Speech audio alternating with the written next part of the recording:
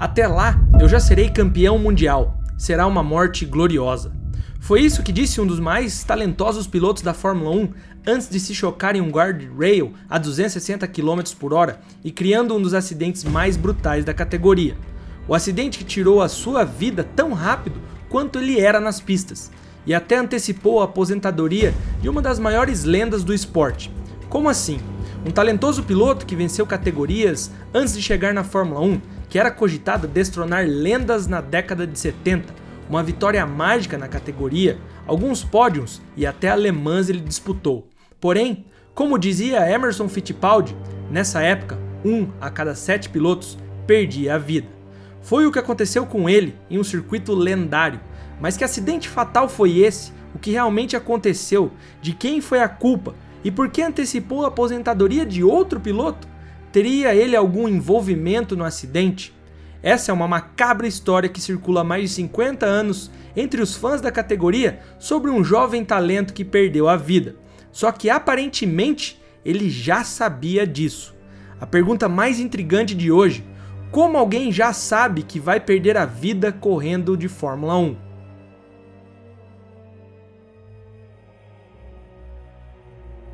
Os anos 70 para a Fórmula 1 foi uma verdadeira fábrica de lendas. James Hunt, Fittipaldi, Niki Lauda, entre outros menos lembrados, mas também a lenda máxima Sir Jack Stewart. Entre esses monstros tínhamos também os jovens promissores, como no caso de Nelson Piquet e do pupilo do tricampeão Stewart, o protagonista do vídeo de hoje, François Cevert. O jovem da capital francesa encantava a todos que o assistiam nas categorias de base. Ele era uma das grandes promessas e apostas de fazer seu nome e marcar a categoria nos anos 70 e 80, já que foi campeão francês de F3 em 68 e correu na Fórmula 2 com a equipe Tecno. Em Monza, terminou em terceiro antes de vencer a sua primeira corrida no Grande Prêmio de Reims e participou com o Tecno F2 no Grande Prêmio da Alemanha, disputado ao mesmo tempo que o Grande Prêmio de Fórmula 1. No final, ele terminou em terceiro no Campeonato Europeu. Em 70, François ganhou o troféu Manthorpe Park. Naquele mesmo ano, Ken Tyrrell o escolheu como companheiro de equipe de Jack Stewart, inclusive sobre recomendação do próprio Jack. A primeira temporada é sombria, com o March 701 marcou apenas um ponto na Itália. Foi em 71 que François demonstrou seu talento, terminou em segundo na Alemanha, depois na França e em terceiro na Itália. Uma corrida famosa pelo seu final, já que François só perdeu por 0,09 no final. Enquanto Stewart ganha o título, François ganha a primeira vitória na sua carreira em Watkins Glen, encerrando uma seca de 13 anos para os pilotos franceses. Ele acaba sendo terceiro na classificação final no campeonato mundial, ficando atrás de Ronnie Peterson. Em 72, François competiu no Campeonato Mundial de Fórmula 1, no Campeonato Europeu de Fórmula 2 e no Campeonato Can-Am. Ele também correu as 24 horas de Le Mans em um Matra Simca, tendo como parceiro Haldane Ganley, e terminou em segundo. Na Fórmula 1, ele terminou em segundo lugar 2 vezes e ficou apenas em sexto lugar no campeonato. Cevert estava na sua quarta temporada e a terceira pela Tyrrell. Em Watkins Glen, última corrida daquele ano, ele ainda disputava com Fittipaldi e Ronnie Peterson da Lotus para tentar uma dobradinha para o time do carro azul e branco. Tudo dependeria da matemática da corrida, mas as chances existiam. Ainda mais que a confiança cercava o francês, já que a sua única vitória na categoria tinha sido bem ali naquele circuito nos Estados Unidos na temporada de 71. Mas a dose confiança estava muito alta, e vocês sabem a diferença do remédio e do veneno, certo? Momentos antes de iniciar os treinos classificatórios, Stewart e Cevert discutiam as curvas e criavam o gabarito ideal para aquela corrida, levando em conta o Tyrrell 006 e o seu comportamento. O problema é que eles discordaram um do outro em relação aos S's do trajeto. Cevert pensava em fazer essas partes na terceira marcha para ter mais tração, e o escocês queria fazer de quarta marcha, pensando em estabilidade nesses momentos mais tensos da pista. Ainda nos treinos classificatórios da sexta-feira, o francês de 29 anos foi para a pista, mas nunca mais voltaria para os boxes. Em um desses S's, ao que tudo indica, Cevert pegou uma zebra, que era muito arisca na época, entre as curvas 3 e 4 a quase 260 km por hora. e logo em seguida perdeu o controle do carro e isso o jogou direto no guardrail. Para o azar do francês, esse era um guardrail que ele se chocou, além de estar mal estruturado, também era um menor do que o do restante do traçado. Normalmente as barreiras tinham cerca de 6 trilhos. Editor, pausa essa imagem aí e coloca setinhas para a galera ver a diferença. Mas onde ele bateu, tinha apenas 2, fazendo o carro se enroscar e passar direto, ao invés de bater e voltar como normalmente acontecia e foi projetado para tal efeito de impacto. O fato causou a fatalidade instantânea de Sever.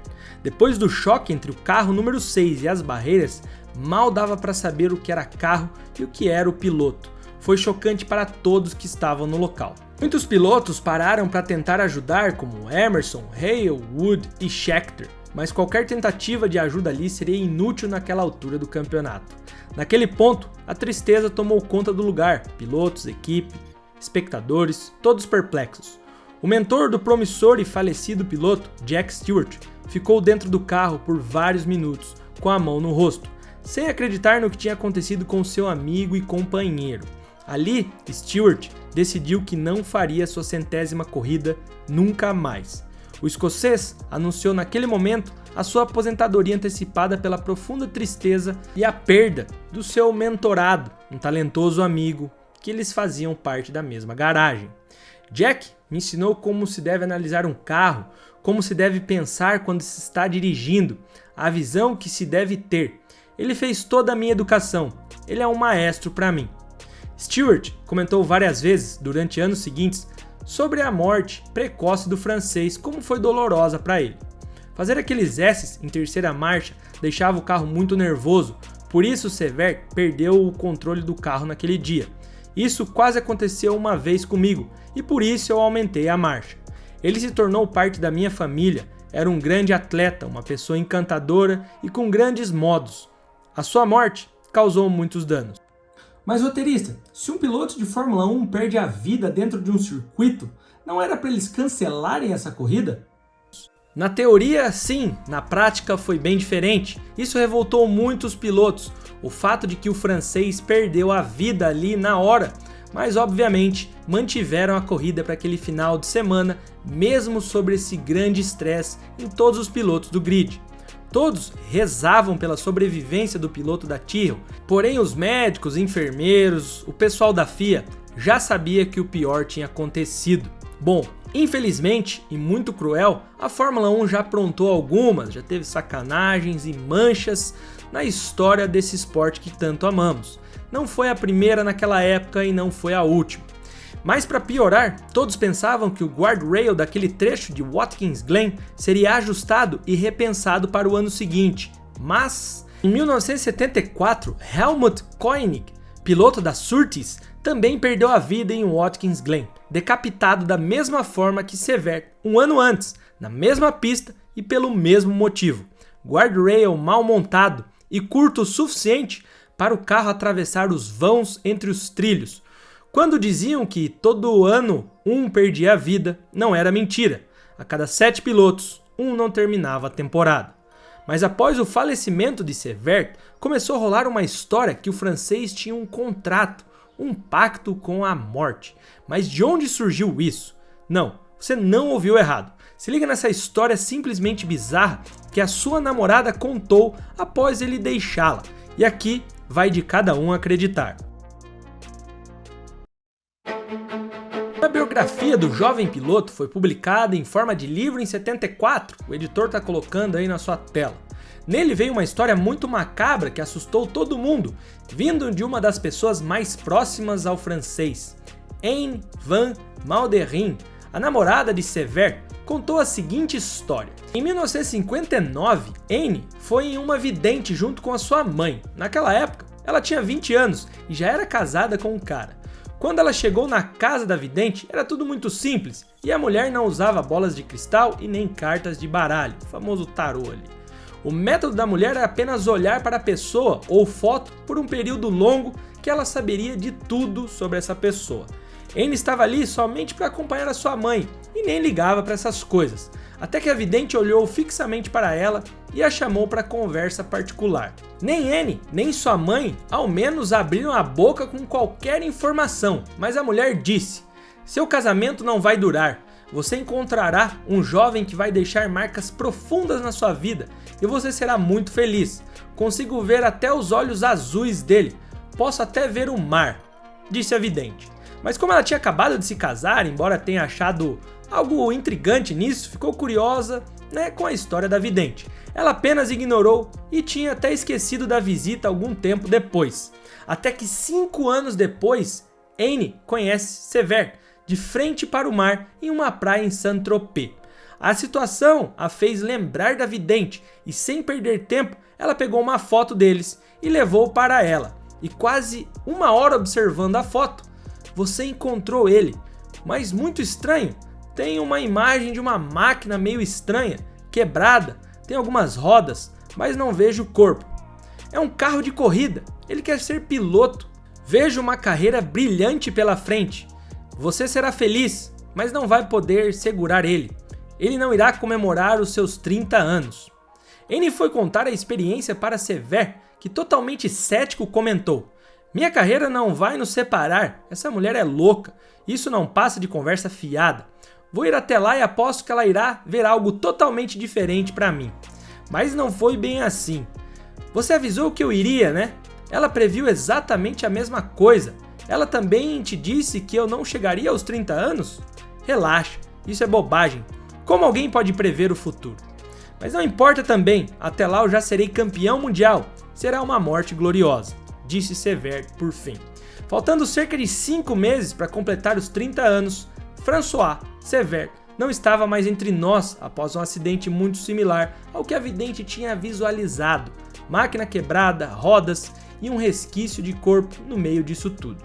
Alguns anos após perder a vida, a sua namorada resolveu visitar de novo a vidente e levar uma foto do piloto quando ele era apenas um bebê, para tentar desmascará-la e desafiá-la à mulher. O resultado?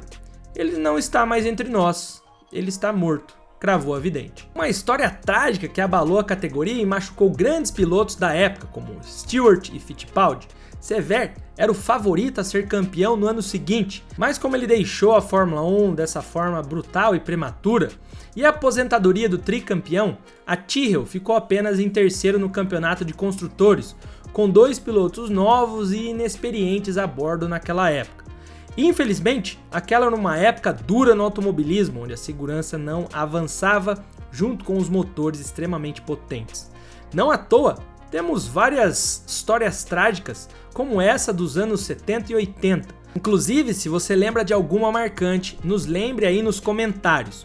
Mas não se engane, temos outras tragédias por falhas de segurança em todas as décadas possíveis, até nas mais recentes, mesmo que com menos frequência. Em 2009, tivemos um acidente que foi um dos 3 que desencadeou os estudos e a aplicação do Halo, que teve muita polêmica e controvérsia, e um jovem piloto também perdeu a vida.